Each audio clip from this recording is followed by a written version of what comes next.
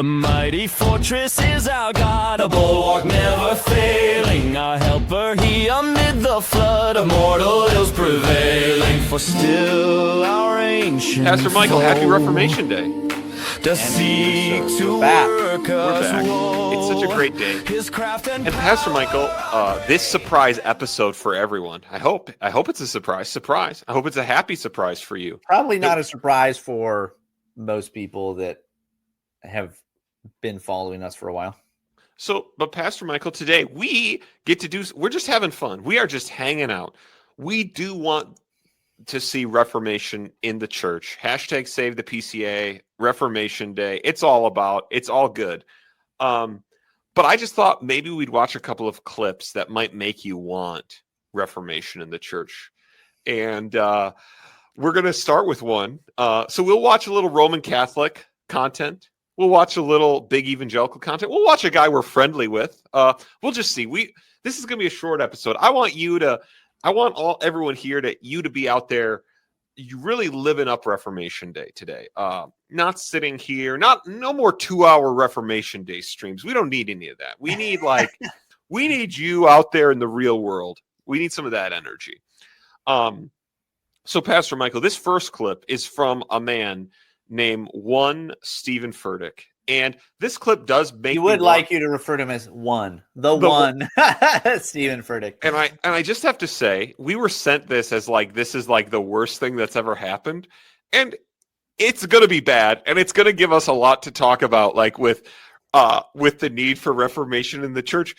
I will just go in, just so everyone knows the kind of energy I'm bringing to this clip. I have never been more endeared to the man than I am after watching this clip.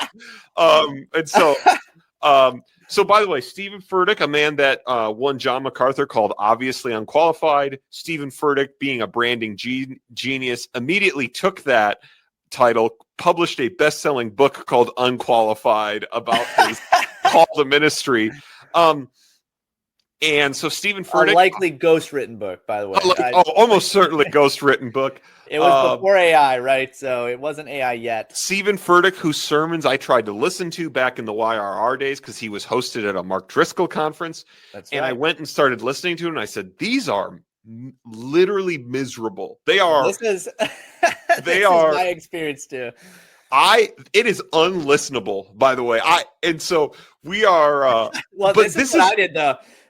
I first, I think, found out about him when he did the elephant room thing. Yeah. Oh, yeah. They just announced it wasn't even happening yet, or they hadn't broadcast it yet.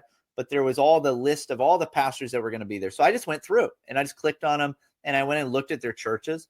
And I remember doing Steven Furtick, and it was funny because they did this right on their homepage. They had this documentary about the founding of their church and how God brought them to do it. And they have all these pictures of him and all of the guys that were helping lead it beforehand. Yeah. And they just looked like regular guys. Oh, yeah. Even Steven Furtick, just a regular guy. And then it was always them then talking in documentary style to the camera. And every single one of them had bedazzled jeans and frost tip faux hawks and stuff like that. And I was like, I cannot take this seriously.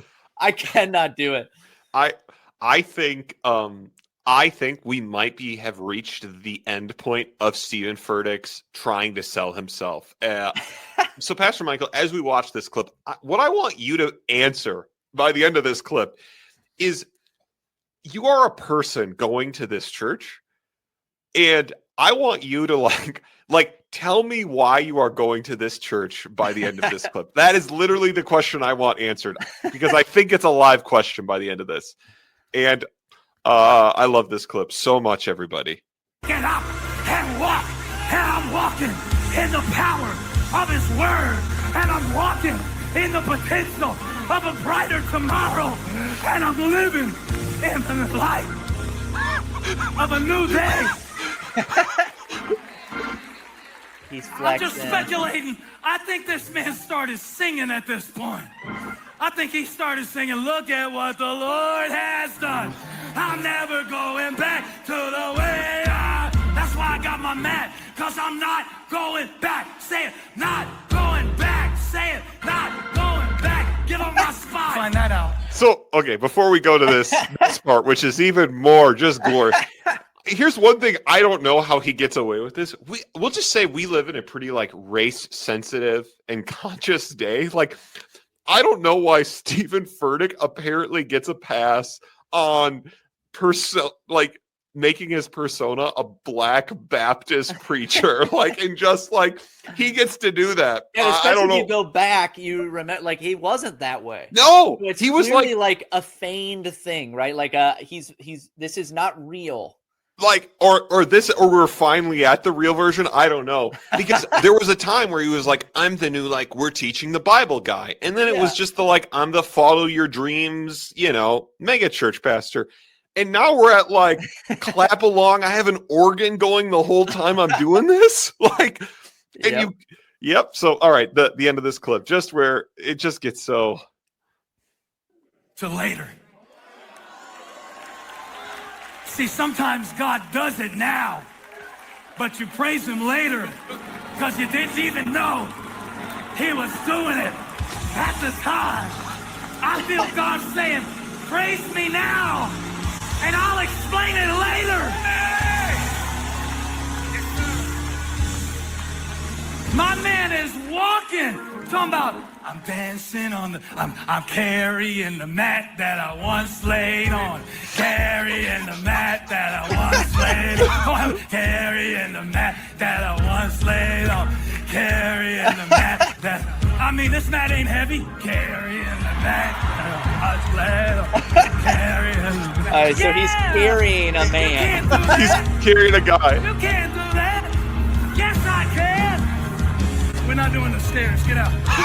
That's the best. The final thing he says, we're not doing the stairs. Get out. Is what he says to the guy who he is piggybacking. Oh, my goodness. So, that's Mr. Michael. funny. Oh, it's so funny. That's so funny. You're a person, and he's asking you to sing along. Carrying the mat. He's asking you to sing this. What are you doing? Tell me what a person is doing at this church at this point. That's just I don't know. So it's very much out of what especially a more stoic Midwesterner would care for at all. But it is the kind of thing that I do think still has an appeal, just in the sense of you go to a place, you experience something with a bunch of other people, not unlike a big concert or a show, except you are kind of involved, right? Hey, he's walking around. You feel like this is spontaneous. That was all planned, by the way. But you feel like this is a spontaneous thing that we didn't know was going to happen. They've literally said they plant people at their baptisms, right? So they're right. That's a common practice. This was all planned. This was all part of the plan. They literally have production staff that set these things up, but it feels like, hey, we're in this, in this very authentic moment in a world that's all fake, and we're kind of singing together, and it's kind of fun and lighthearted. I can see how you could get into it. I could see how you could enjoy it. It's just not the Christian faith, right? Yep. It's a weird cultural thing. It's not actually biblical worship. Yep, it is.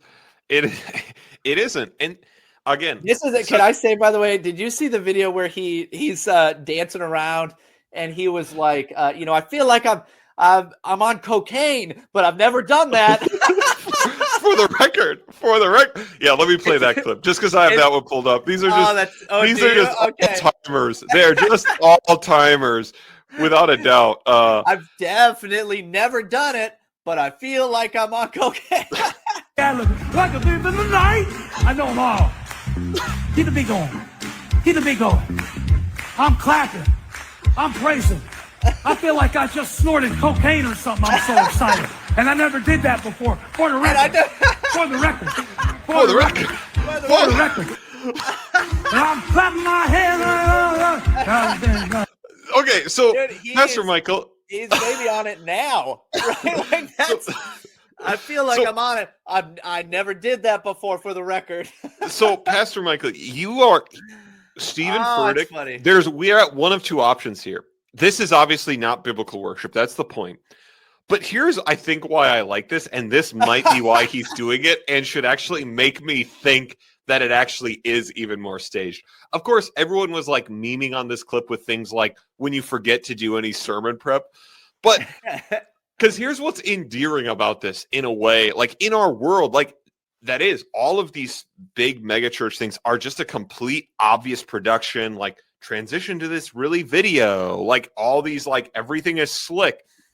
Steven Furtick is now just like, I'm making up stuff. I'm up here. I don't care. Like, and what I feel like when I watch it is I'm like, there are a few things about it. One, I mean, I think this is true. I don't know. Maybe I'm wrong. Like, he is so rich, it literally just doesn't matter. And so he's like, I just kind of getting like, I'm phoning it in today because who cares at this point?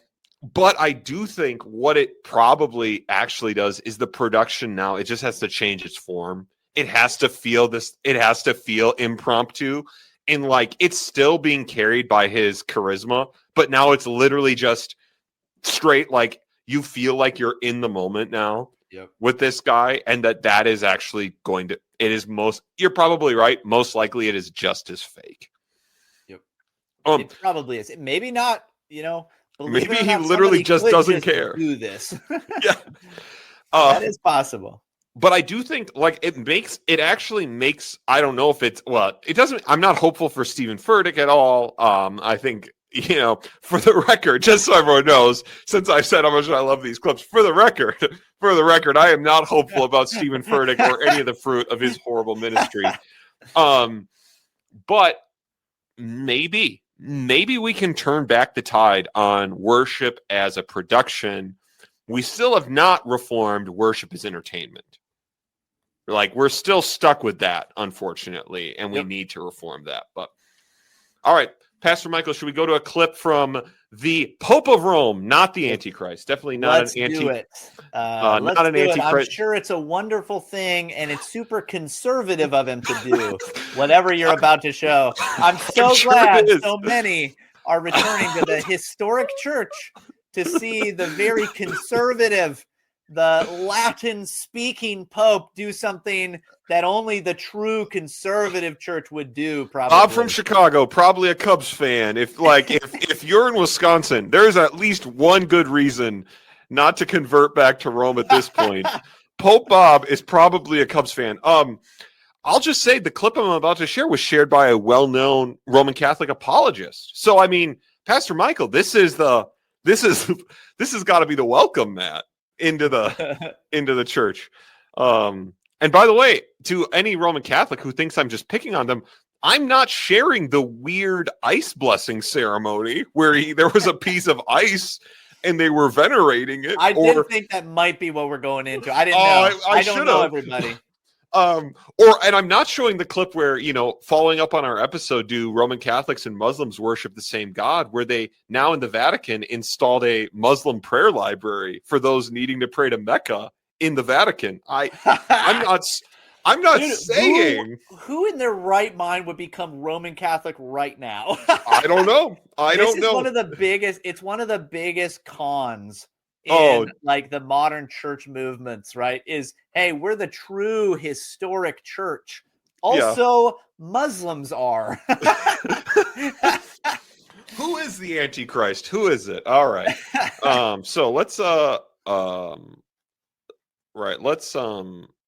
let's go watch the clip. And this Roman Catholic apologist loved to talk to you about this, Taylor Marshall.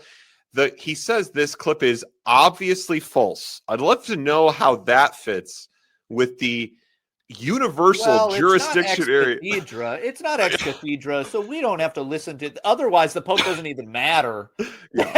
Yep. Senator Durbin, some people of faith are having a hard time with understanding this because he is he's for legalized abortion. How would you help people of faith right now decipher that, feel about that, and how do you feel about that? I'm not terribly familiar with the particular case. Listening to a pope just speak English like this is so weird, by the way. Just like be still clear. A little accent. Yeah, it's you such know a what I mean? yeah.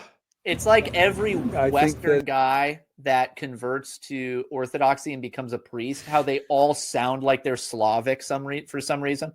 It's like a red hair, super pale skin guy from like Des Moines, and all of a sudden he's a Slavic man doing the liturgy of the Orthodox Church. Yep.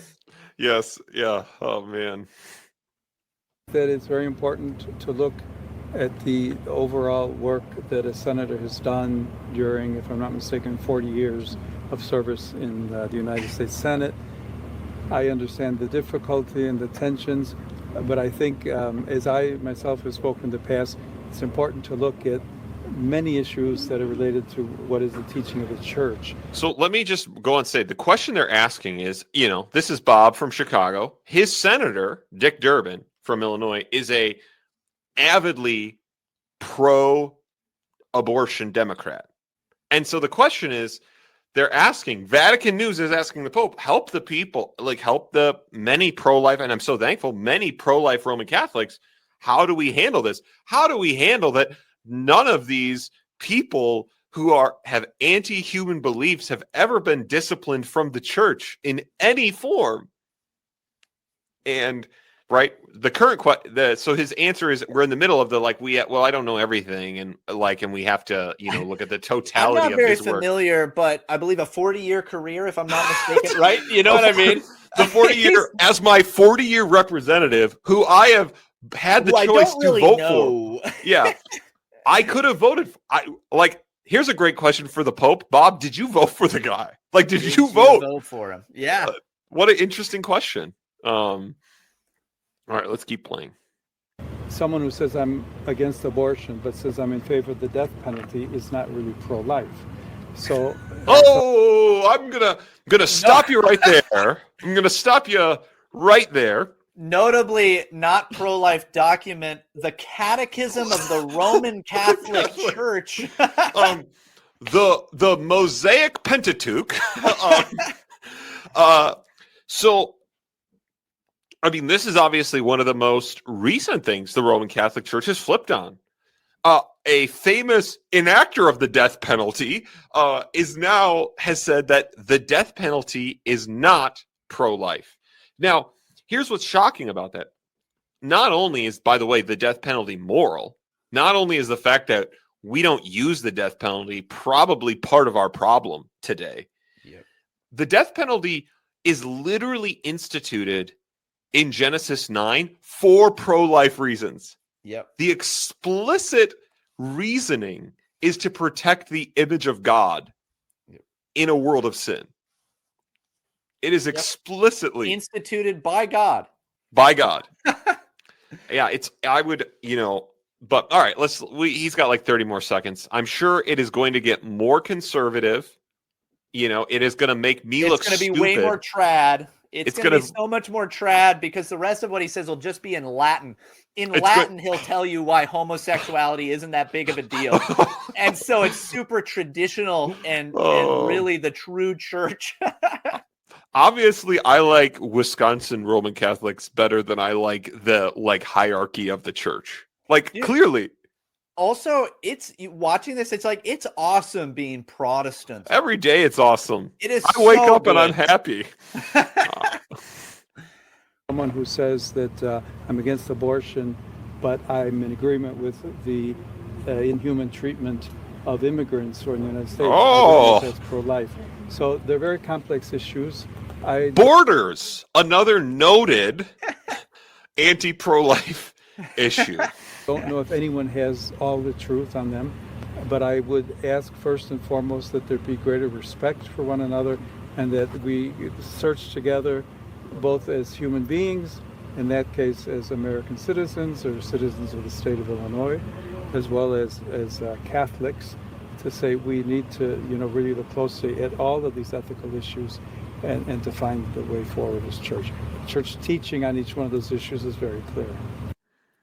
So let me just say, this is the man who is supposed to be the literal universal pastor of humanity. He is bad at it. You can't even give a clear answer to these things. We have to judge all. A clear answer that's not just a typical leftist talking point. You know what I mean? well, we just all need to get along. And, actually the pro-lifers who are, against open borders and don't think that everybody has a right to their system of government just for being human. And also, anybody who would ever want to institute the death penalty, they're kind of the bad guys here, not Dick Durbin. Right.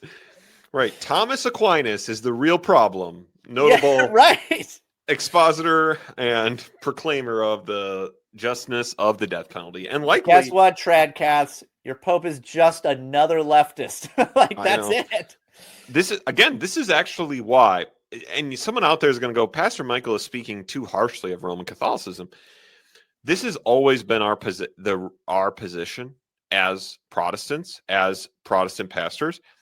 I believe there are people within the Roman Catholic Church who are believers, who are sincere believers. I think there's a lot who like fish on Friday, just like me, and that's their connection to it. But our problem is not with the individual Roman Catholic. Now, again, we're obviously talking about this because of the ridiculousness of conversion to this. The problem is the hierarchy. The problem is that is what is so horrible, terrible, right? Not that there cannot be true Christians or even true pastors within its communion, but that the Roman Catholic hierarchy is I can't believe you would still be being an apologist for it at this point. And if you're not, and some of them seem to be changing, by the way. You watch like a guy like Ed Fazer online, who's a really interesting and enjoyable, just general Christian apologist, but is a Roman Catholic. He over time, and maybe I haven't kept super in touch with his stuff, but it does seem like regularly his stuff comes across my feed. And it's like, dude, the guy's looking for another Reformation. Like, that's what he's looking for. Yeah. He's like, I can't believe what these popes are saying, Yeah. I don't know. Like, there's good things happening in that regard. If Mr. Fazer or Marshall would like to know someone known as who disagrees with and protests the Pope of Rome's statements, practices, or faith, we would call you a Protestant, and you are welcome to join us at any point. So, Pastor Michael, the last one, this is a yay, nay, or nuance before we get out of here today. We should probably put out some of the video of us doing these, because the video, especially the video with Steven Furtick, it's so much better if you get to see it along with us. So you might be able to find the video of this episode if I can get around to it. So Pastor Michael, this next one is from a guy been on the show, Kieth Foskey, we like. So this is a practical question about reforming worship. So Pastor Michael, we're going to be doing a yay, nay, or nuance to the greeting time in worship. Let's hear what our Baptist pastor funny man has to say about the meet and greet time in worship, and we'll find out if we agree. This moment in the worship service when I say turn and greet your neighbors. I know a lot of people who don't like that part. And some people say, oh, you're stopping worship. You're not stopping worship, because actually telling someone that you are glad to see them in the name of the Lord Jesus Christ is part of what we are called to do. This is part of the koinonia. This is part of worship. It doesn't stop worship. It actually continues in the aspect of worship of recognizing that you're not here alone. We are here together, not apart. This is not 100 people in separate worship. This is 100 people gathered as one body in worship. And from the earliest moments of the church's existence, they did what was called passing the peace. And that is where they would turn to their neighbor, they would extend their hand, or they would offer a holy kiss, and they would say, peace be unto you, and they would say, peace be unto you. This was the passing of the peace. This goes back to the early church. So, Pastor Michael, we're going to start kissing everybody. Yeah. Here we go. So, by the way, man, I'd take I'd borrow a Baptist to get an amen or two in my sermons every now and again. I know, we need it. It would be so nice. Yeah.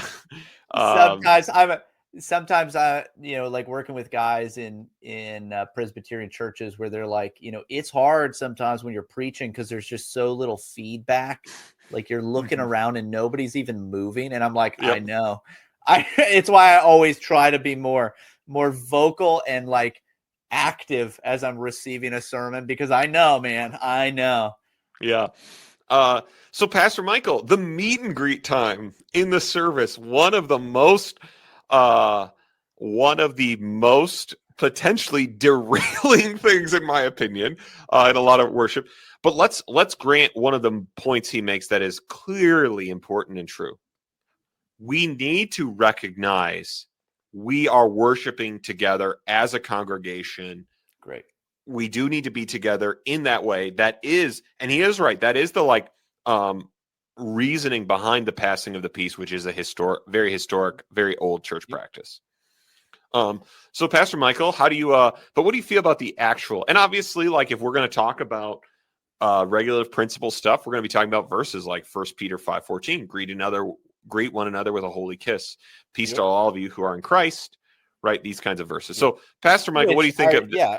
I mean, these are letters written to a church, right? Like, that is a greeting, of course. It's not necessarily like a prescribed element of worship. I mean, I'm going to nuance it. I think it's fine, but also it's not. It doesn't have to be like a thing that's like, you got to do this, right? You got to. If you don't do this, and we're not worshiping together. No, it's fine either way. It could be good.